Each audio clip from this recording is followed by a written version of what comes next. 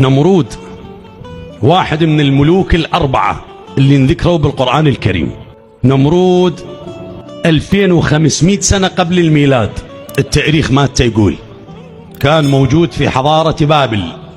وليش سموه نمرود؟ لأنه تمرد على أستاذه منه الشيطان يقولون. هذه الروايات يعني تقول هالشكل. التاريخ يقول أستاذه كان الشيطان، وتمرد على أبيه بحيث قتل أبوه وصار هو الملك ومو كان أبوه. نمرود ابن كنعان قتل أباه واستولى على الحكم ووقف صاح أنا ربكم الأعلى، بعد ما لا وراي ولا قدامي، أنا يمي أنا ومن بعدي الطوفان، يعني أنا ربكم الأعلى.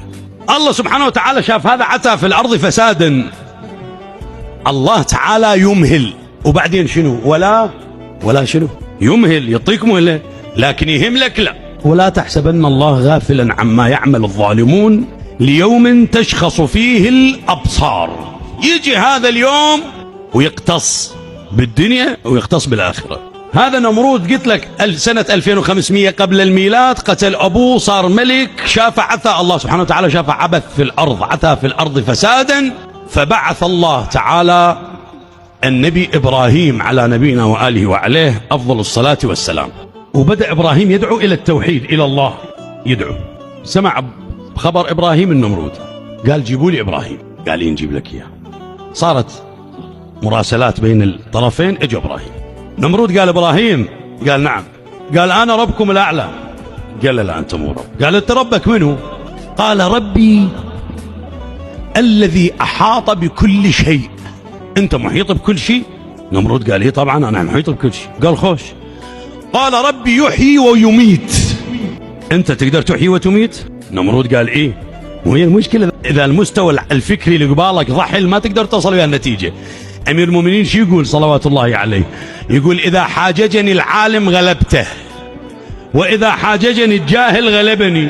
مجاهل ما يفتهم، يظل مصر على جهله. إبراهيم عليه السلام قال ربي يحيي ويميت. أنت تحيي وتميت؟ قال أني؟ قال إيه؟ قال يحيي ويميت. شو راويني يلا شلون؟ قال نمرود بسيطة، جيبوا لي اثنين. جابوا الاثنين، نزل على واحد بالسيف أخذ راسه، الثاني قال الثاني وقف على صفحة، قال تفضل هذول اثنين، هذا مات وهذا ظل عدل، أنا إذن أحيي وأميت. هسه هذا شو تقول أنت خبيل؟ شنو بقتلت واحد عفت واحد؟ أقول لك ربي يحيي ويميت. قال بعد ربك إيش عده أنا مو عندي؟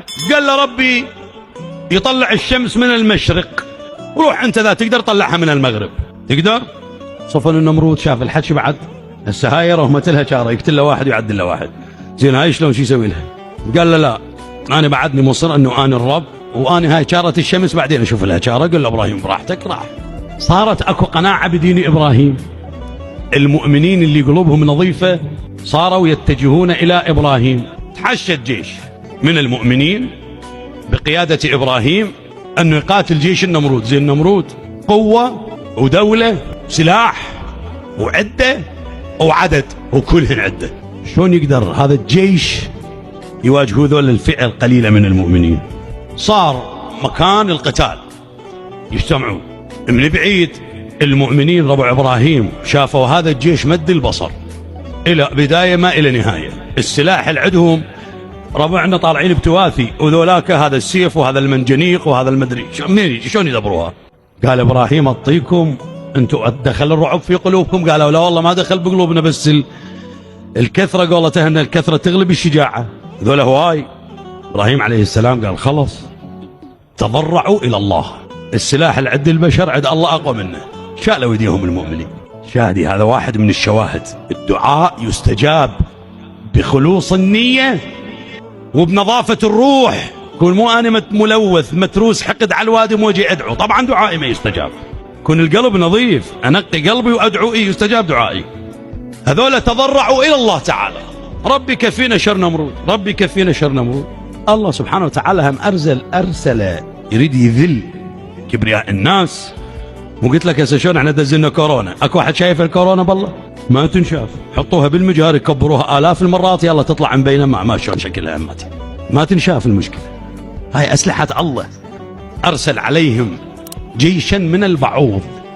بعوض سبحان الله، هاي البعوضة هم يقول لك ما تشبه هذا البعوض، برغوثة لا ترى بالعين المجردة، صغيرة سبحان الله تجي تطب بحلقة جندي، لو بخشمة جندي، لو بأذان الجندي، تنخله نخر ينتهي فورا يموت.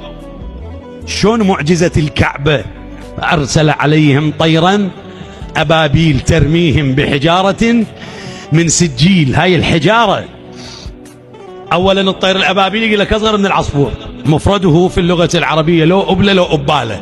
الحجارة اللي شايلتها يقول لك بقد حبة العدس بالضبط، تجي على راس المقاتل، تخرج من دبره، توقع على ظهر الفيل، تخرج من أحشائه، اثنينهم شو يصيرون؟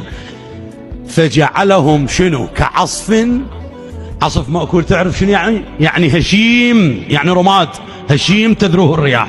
جلت قدرة الله. هذا جيش نمرود بعد دعاء المؤمنين دز له جيش برغوث ما ينشاف، وبدأ يتآكل جيش النمرود. النمرود صفن شاف وضعه انتهى، أخذ هالقلة القليلة من ربعه وشرد، راح إلى برج يسموه برج بابل. راح البرج بابل لبد هناك.